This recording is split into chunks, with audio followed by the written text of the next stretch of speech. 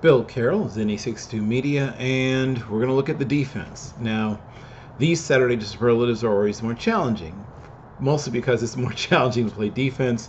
So much of the way the game is now structured is to try to make it easier to score, so it's always impressive when teams say, no, thank you, we're not going to let you score. So let's talk about some of the teams that actually showed, and players, more importantly, players that showed that they weren't going to let you do that. Oluwase Omosu is, first of all, I'm going to work on that, but is a guy who came to football late, like so many children of immigrants. Ended up at Wyoming and didn't do very much at first. He was mostly a basketball player until he was about 16 years old.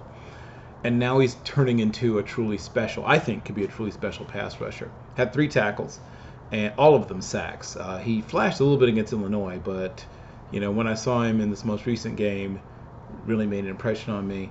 And Troy's Theodore Jackson Jr., more often known as TJ, had 4 solo tackles and assists, 3.5 tackles were lost, 2 of which were sacks. And I think that he has a chance, and he's one of those sort of stocky power rushers, uses leverage, uses his hands, but I think there's something to him, and I think he's a guy that's going to hang around, has a chance as a chance. But the guy that I think was really the headliner was Andrew Sample of Arkansas.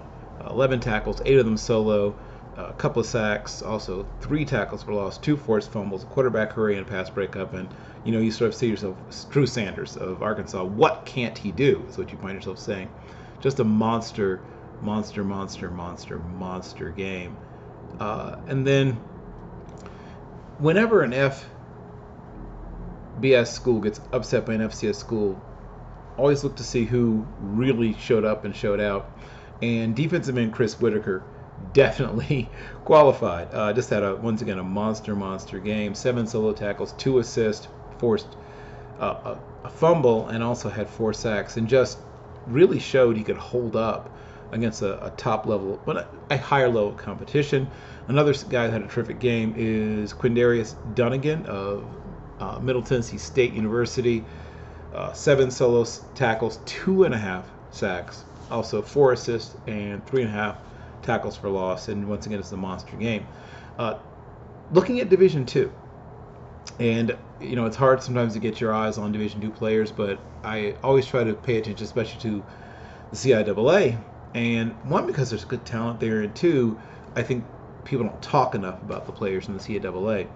And Virginia Union's junior corner Ephraim Moore, in a big game, right? A huge game. I mean, they're playing Valdosta State, which is a traditional power, and they upset them. And so many players showed up, but he's definitely one of them. 7 solo tackles, also 7 assists to go with it.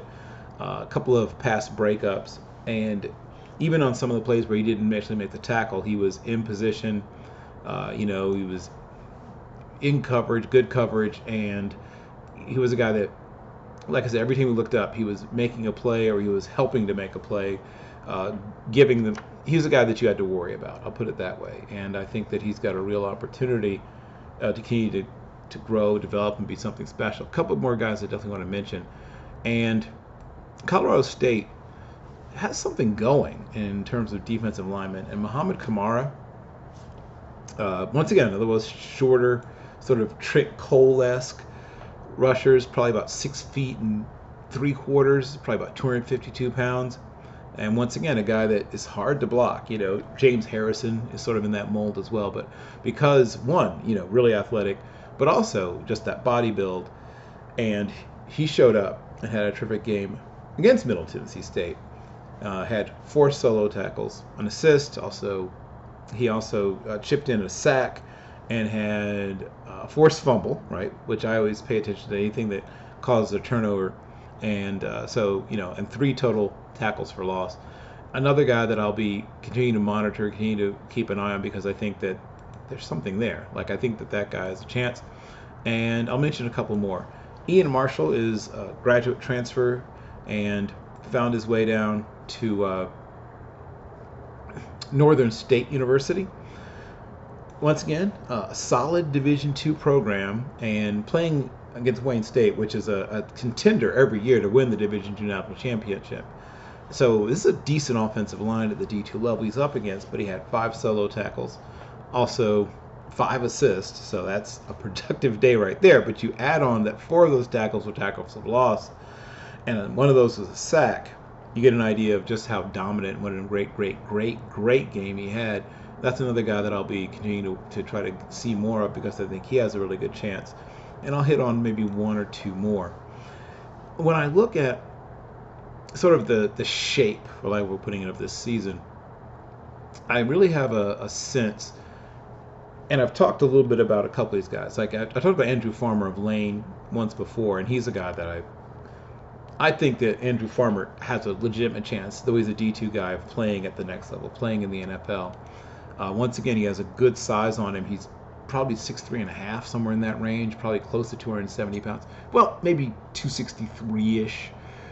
But there's a lot there to work with, and every week he shows up.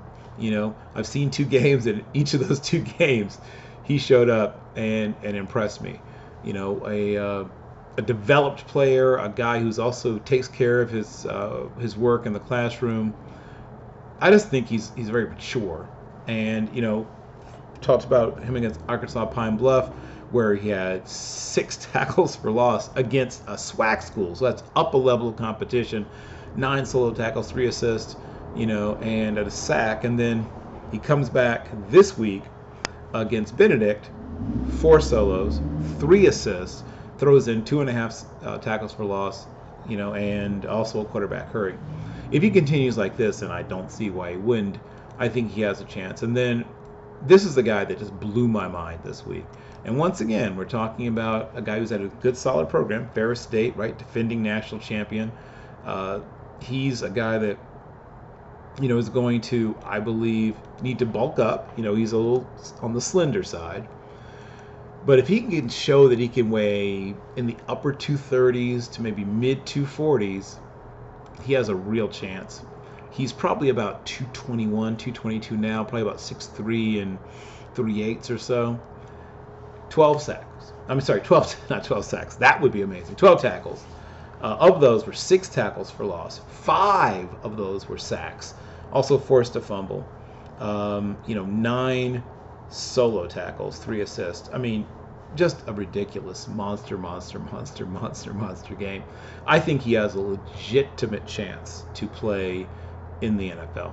And there were some really great performances across the board. And obviously you can mention Will Anderson every week. I'm going to wait until there's a really, really sort of demands that I talk about him kind of game before I get to Will Anderson. And then I'm going to mention one other player, and that's Bentley Sanders from Nevada. And so 2 weeks in a row he's caught my eye. And 2 things about Bentley Sanders. And I think he's a good athlete. I think he's an above average athlete, at least, at the position.